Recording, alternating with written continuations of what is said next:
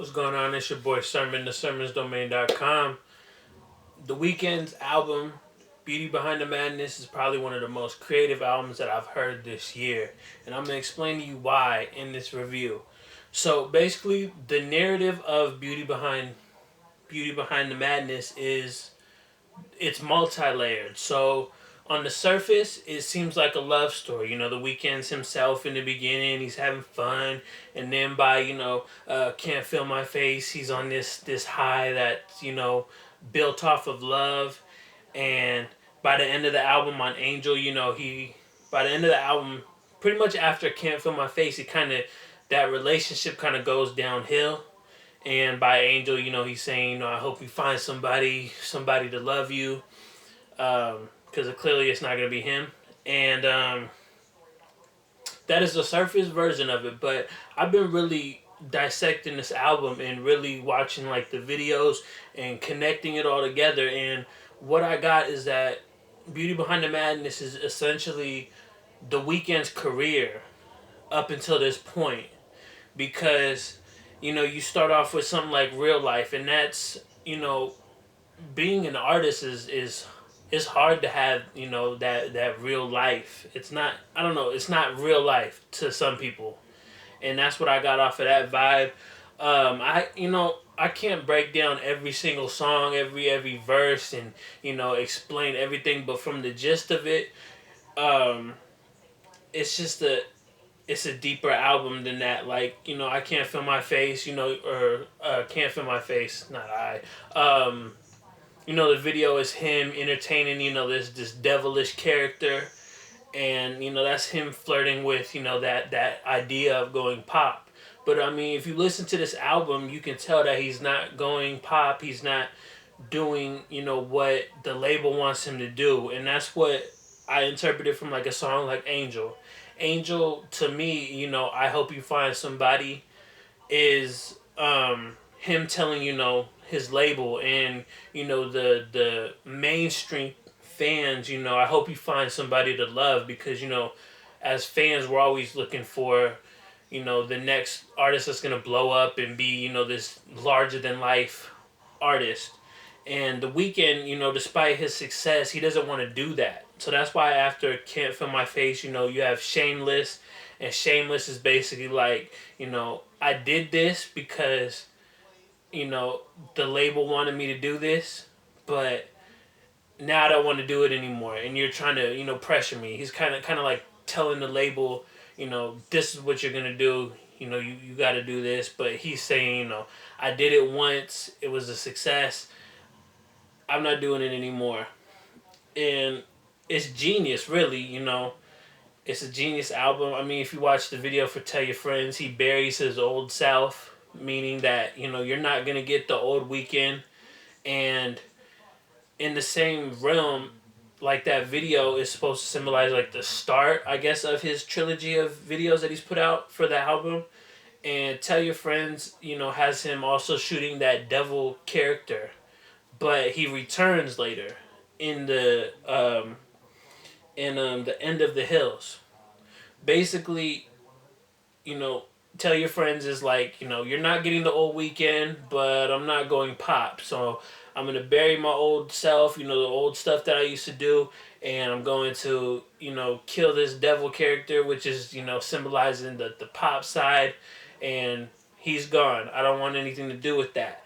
And then often sounds like that vintage Weeknd, and so does The Hills in a way. Both of those sounds like it, and then you kind of get like Acquainted, where he flirts with the idea of being a pop star, and then he goes into it on Can't Feel My Face. This album is just, it's incredible to me. It's very creative, and I love the fact that I can listen to an album, over 10 times since it leaked, and really get into it as much as I have. Like, I have a write-up that you can find in the description that kind of, talks more about the album itself, and, this narrative that he created. And I love it. I love the album. I was worried that it was going to be, too pop, but, it's not. I mean, you got records with Ed Sheeran and Lana Del Rey that don't sound anything like pop records do, but at the same time, you can literally probably pick almost any of these songs off of Behind the Madness, and you could probably make them a hit single if you wanted to, which is crazy to think, and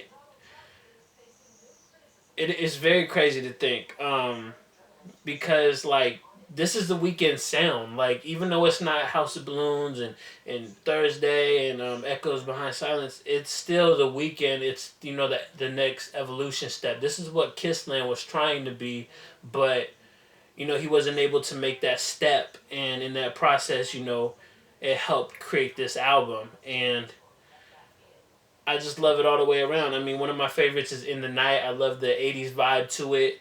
Um, Often, Acquainted. I could literally like listen to any song off of here and like them all. But the most exciting part of the album was trying to break down the narrative, and figure out like what does this mean, and what's this represent, because I've been seeing a lot of writers writing about this album, and some of them are tackling it from a surface deep perspective, and a lot of them are saying he's the next Michael Jackson, and I don't think so. I think if anything he's a kind of a student of that sound that Michael had, but he's not going to be the next Michael Jackson. He's not going to have that kind of success level or in terms of the sound. I think he's just going to be the Weeknd, and that's what Angel is. Angel is him walking away from it all, and not walking away from music, but walking away from that path to be the ultimate pop star. This album is going to propel him into the mainstream, to where he can do whatever he wants to do for the next album. After Kissland flopped, it had to affect him in his position with the label. So Beauty Behind the Madness will make him into that position that Drake and Kanye are in. Like Kanye can literally do whatever he wants to do. Any kind of music, he could put it out. It doesn't. You don't have to have a hit single. He can do whatever he wants to do with his albums, and they'll put it out. That's what the Weeknd is trying to do with this. Can't Feel My Face was still a very Weeknd type record, but it had the pop to it, and it was able to be a hit. And now he's such a huge star that he can do whatever he wants on the next album, and for the rest of his career, as long as the people that enjoy Beauty Behind the Madness go out and support it, and just people support the Weeknd in general, and that'll propel him to be where he wants to be without compromising his soul, I guess. But that was my take on the album. I know it's a little bit long. It's a lot to digest. But I'd love to hear your thoughts on the album in the comment section. Let me know what you think. Like the video. Subscribe to the channel. Follow me on Twitter at Sermons Domain. Share the video. And most importantly, thank you for watching. I appreciate your time. Peace.